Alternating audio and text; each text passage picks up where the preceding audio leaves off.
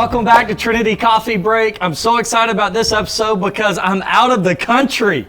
It is amazing. I'm in Haiti right now with two amazing people at one of the most strategic ministries that's happening, not just in Haiti, but all around the world. And I wanted to take the opportunity to share it with you. I've got Otis with me. I've got TJ with me. And so, Otis, I want to start with you. You've been a part of Mission of Hope, where we are right now. We're in one of your homes. We've got just a beautiful view of the ocean behind us. The sun's glaring into TJ's face, so we're going to call him Squint through this. We'll just do that. But talk a little bit. You've been a part of Mission of Hope for so long and almost from the beginning. And what is Mission of Hope? Well, it's a big question. I'll try to make it a small answer. It's Mission of Hope is education, church development, nutrition, and medical. Those are the four major pieces of who we are. We started with education, and our dream is to bring life transformation to every man, woman, and child in this country. And I think we're on a good track to do that. So. Yeah, y'all showed us a lot. Brian Greider, who's a part of our staff, is here with us on this trip, and we've driven all over with you guys. And in that experience, we've seen a warehouse full of food, and y'all are feeding. How many people do y'all feed just here in Haiti? Y'all are outside of Haiti as well, but just here in Haiti, how many people do y'all feed a year? Yeah, we feed just over 120,000 people a day.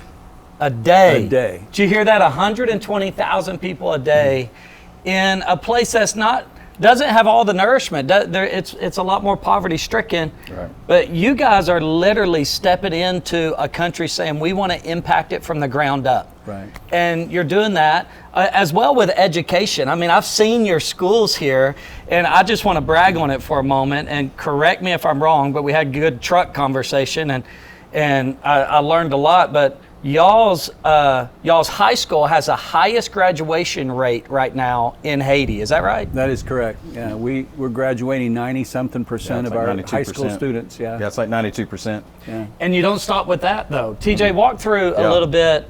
So you go from graduating high school, then y'all have a university that you're expanding right now, but y'all are already doing things there as well. Yeah. So a couple options that we have is once students graduate out of philo grade, which is 13th grade here, the next question is, well, what do they do now?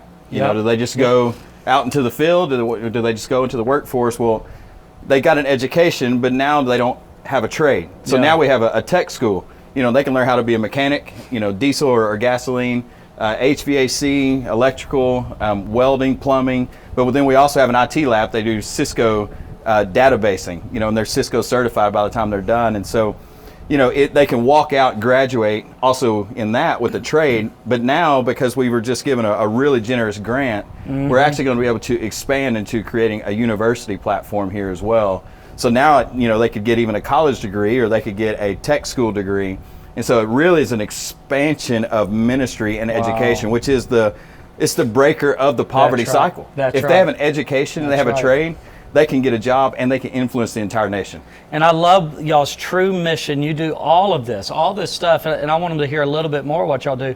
All this stuff is centered around the gospel. Yep. And you said that from the very beginning of what y'all have been about is really about Jesus and giving the gospel to the community. How many people have y'all seen kind of through that? And I know you might not know all the numbers, but just of life change, seeing salvation, and seeing God move in that way. Well, I know in 2019, because 20 is a little strange. Yeah, I don't know if you guys know that or not. Anybody else felt that out there? 2019, we saw over 1,800 people come to Christ. Wow. That we know of. That you know of. And so there may be others that we don't, but we also are influencing pastors and churches and villages up and down this highway that how many people are coming to Christ just through the influence and the relationship that we have with them. I don't know. Pretty amazing. And then y'all, man, it's like y'all don't stop. I love this. I love Mission of Hope because you're not just saying we're going to do this, or this. You're saying we want to impact the whole country. And so we've driven through just two of y'all's, I'm going to call it a neighborhood because we're talking to a lot of people in the U.S. We've driven through two neighborhoods that y'all are building. You're gifting them to people in need.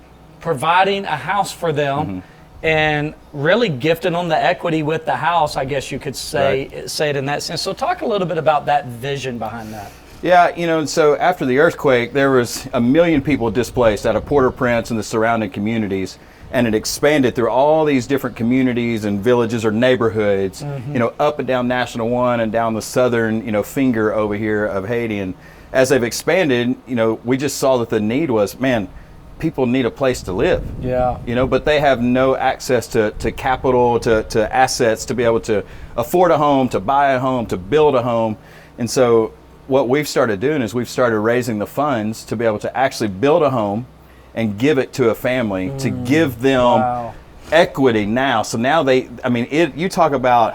And they're beautiful homes. Yeah, they're great homes. You talk about a incredible opportunity that these families now have to own something. Yeah. In a country where there's not money, there's not really ownership of much of anything, they own a home and a piece of property. That's amazing. Free and clear.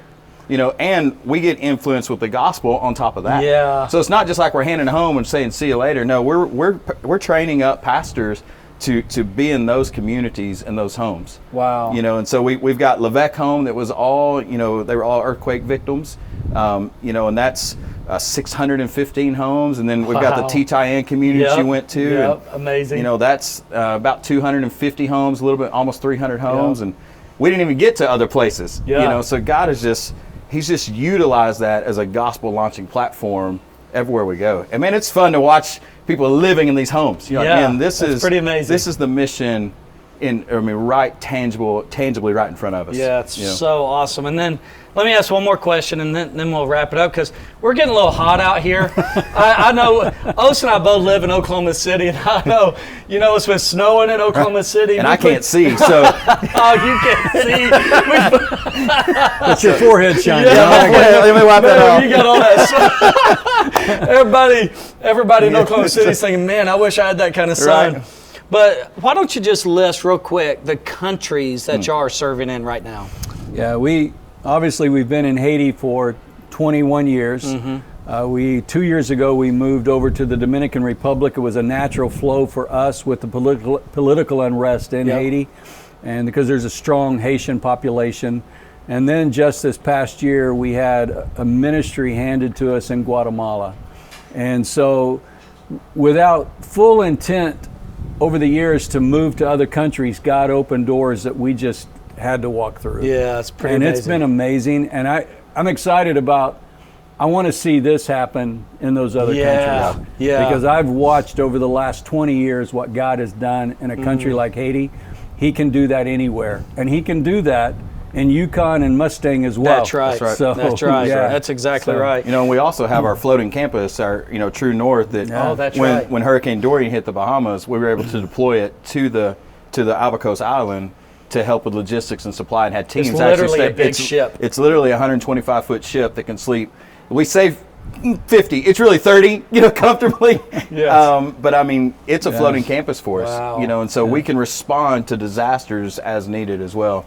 Pretty amazing. I know you're probably listening to this thinking, I want to go see, I want to be a part, and we're going to do that as a church. We're going to jump in and be a part of some of this, and hopefully in 2021 we get a trip that actually comes here in Haiti and to be a part of this journey right here, and then being a part of Mission of Hope. But you can also go to their website. I believe people can see how they can give donate to Mission of Hope as y'all's website. An incredible ministry to give to, and when you're giving to Mission of Hope, I'm just telling you, I've seen it with my own eyes.